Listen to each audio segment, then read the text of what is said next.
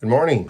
Welcome to our daily devotion. It is Monday, September 27th. I'm pre-recording this so I can get it on all the different social media platforms. Missed a lot of you at church yesterday, awful lot of you. I'm going to be sending out a letter to all of you, really encouraging you to. Hebrews tells us, do not stop meeting together as some are in the habit of doing, but meet so that you can encourage one another, and we need that encouragement with collision. The word we're looking at this morning is character. Character is your moral qualities, your moral, it's literally how others perceive you. It's what others say about you, especially when you're not around. It should be extremely important to us. You should care about your character. You should care about how others perceive you and what they say about you, especially as Christians. So what do you think others are saying about you when you're not around? How do you think others perceive you? What do your coworkers, what do you think your coworkers say about you? If you're young, what do you think your classmates say about you? What does your family say about you? They know you best. What does your church family say about you? Because that's what your character is. It's how they perceive you. God has something to say about this. In Ruth, probably a book that you don't look at very often, in Ruth 3:11, it says this.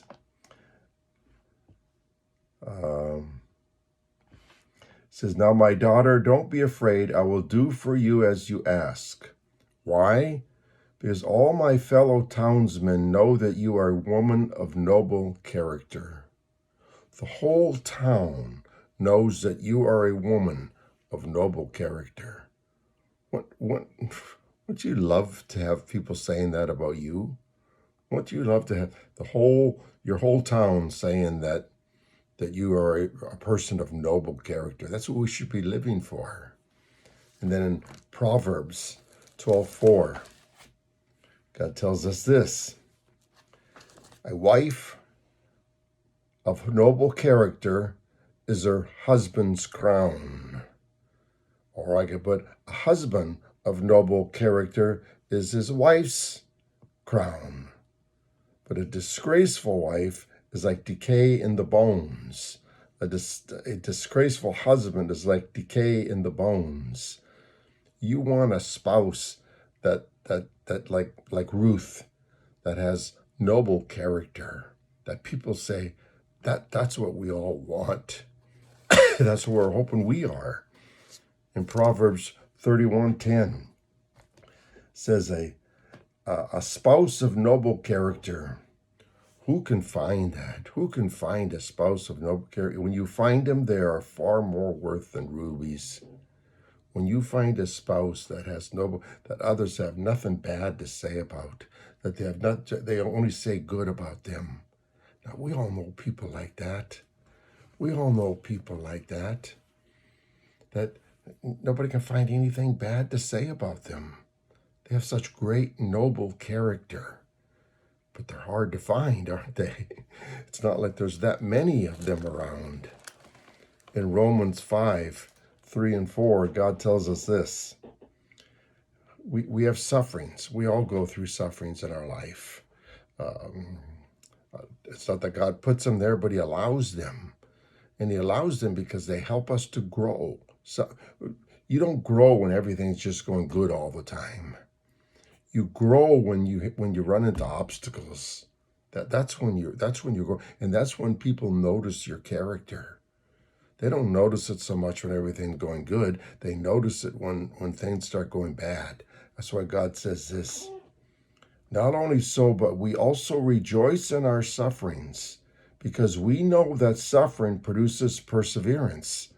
The more you suffer, each time you persevere through it better and better and better. And perseverance produces character.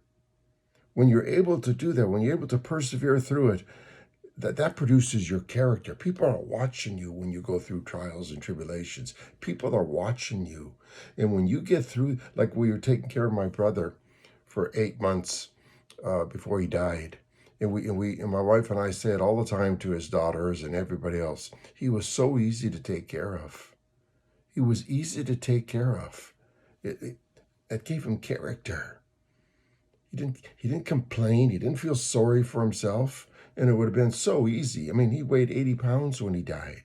It would have been easy for him to feel sorry for himself, to make it miserable for everybody around him. But he didn't. He persevered through it.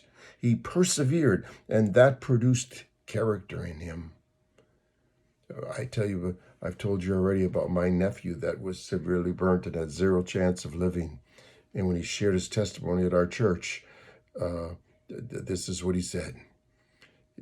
Parnell said, I had a choice to make, to feel sorry for myself because of everything that happened to me and make life miserable for everybody around me, or suck it up, not feel sorry for myself, persevere through it, and make it easy for everyone around me.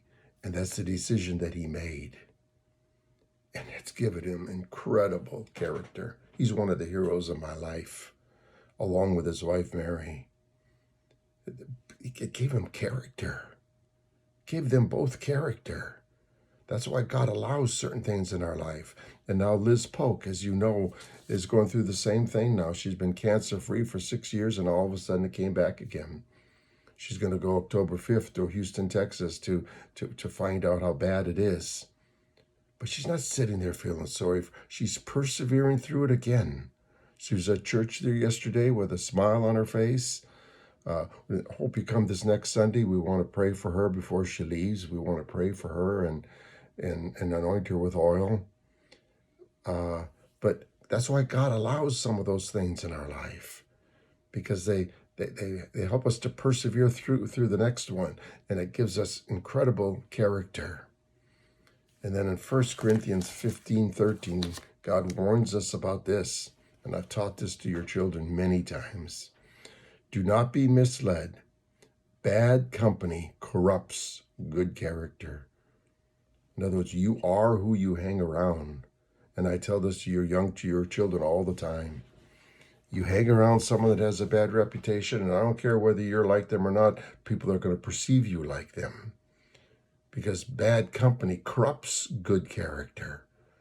So I tell your youth all the time, be careful who you hang around with. We can ruin our character even on social media. What we post on social media can ruin our character. The photos that we put on social media, the content of what we post. If you're posting partying pictures, that's how people perceive you. You may not be tipsy. You may have only had that one drink, but we don't know that. And so we start it's easy to make judgments when you use foul language on social media, when you're critical of others, when you show prejudice of others. All of that is seen by everybody that you're friends with. And they're making judgments, whether you like it or not. I'm sure I'm being judged for these videos that I make. I'm being judged for the content of these videos. It is my prayer, it is my hope that I'm seen as someone with noble character. That's my prayer, that people see me with noble character. What about you? How do you want to be seen? Who are you really? Who are you? I mean, God doesn't want us to fake being seen like we have noble character. He wants us to be real. Of course, he wants us to be real. But who is the real you? Who is is it what we're seeing on social media? Is that the real you? Then how are people perceiving you? How are people judging your character? Never in our lifetime have we been so exposed. I was in the military. I was in the police force in my younger days, and there weren't videos back then. You weren't being seen with everything you do. Now police officers have cameras. They have to wear a camera even on their body. They're being watched. They're being watched. There isn't anything that happens, a shooting or somebody getting beat up, that or there isn't a camera that catches it all. We are being watched much more today than we ever were. How are you being perceived? It's important. God wants us to have good character. What does he say? Someone with good character is rare and hard to find. I hope that's you. Hey, God bless you. Thanks for watching. Have a great day, and I'll see you again tomorrow morning. Have a great day. God bless you.